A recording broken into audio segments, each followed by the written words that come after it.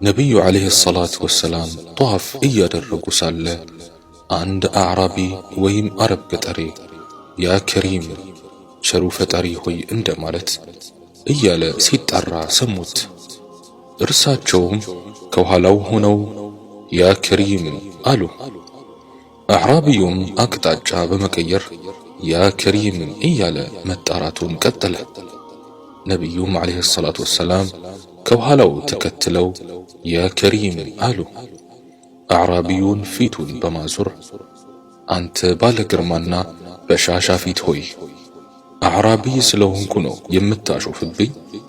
በአላህ እምላለሁ የፊትህን ሞገስና በሻሻነት ባልነበረ ወዳጄ ሙሐመድ ዓለይሂ ሰላቱ ወሰላም ዘንድ ወስጄ እከስህ ነበር አላቸው።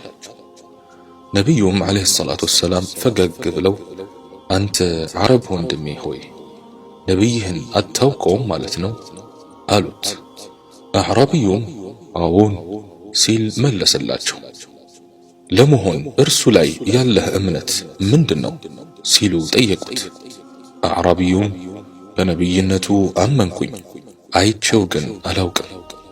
መልእክተኝነቱን ተቀበልኩኝ፣ አግኝቼው ግን አላውቅም ሲል መለሰላቸው።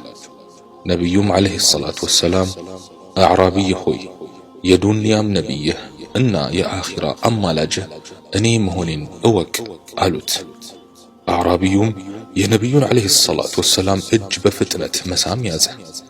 ነቢዩም ዓለይሂ ሰላቱ ወሰላም አንተ ዓረብ ወንድሜ ሆይ ሌሎች ሕዝቦች ንጉሶቻቸውን እንደሚያደርጓቸው አታድርገኝ። አላህ ኩራተኛና አጎራዘል አድርጎ አላከኝም፣ ይልቁንም አብሳሪ አስጠንቃቂ አድርጎ በእውነት ልኮኛል አሉት። በዚህ ጊዜ ጅብሪል ወደ ነቢዩ ዓለይሂ ሰላቱ ወሰላም መጣና ሙሐመድ ሆይ አላህ ሰላምታን ያቀርብልሃል፣ በክብርና በልቅና ከሌሎች አስበልጦሃል። ለዚህ አዕራቢይም የአላህ ቸርነትና ቻይነት እንዳያዘናጋው በትንሹም ይሁን በትልቁ በምልጭም ይሁን በቅሉ እንደሚተሳሰበው ንገረው አላቸው። አዕራቢዩም አንተ የአላህ መልእክተኛ ሆይ ጌታዬ ይተሳሰበኛል ማለት ነው ብሎ ጠየቃቸው። አዎ ከፈለገ ይተሳሰበሃል አሉት። እንግዲያውስ በአሸናፊነቱና በልቅናው ይሁንብኝ፣ ጌታዬ የሚተሳሰበኝ ከሆነ እኔም እተሳሰበዋለሁ አለ። ነቢዩም ዓለይሂ ሰላቱ ወሰላም አንተ ዓረብ ወንድሜ ሆይ በምን ትተሳሰበዋለህ ሲሉ ጠየቁት። ጌታዬ በወንጀሌ ከተሳሰበኝ እኔ በምህረቱ እተሳሰበዋለሁ፣ በጥፋቴ ከተሳሰበኝ በይቅር ባይነቱ እተሳሰበዋለሁ፣ በስስታምነቴ ከተሳሰበኝ በቸርነቱ እተሳሰበዋለሁ አለ። ሱብሓነላህ። ነቢዩም ዓለይሂ ሰላቱ ወሰላም ጺማቸው እስኪርስ ድረስ አለቀሱ።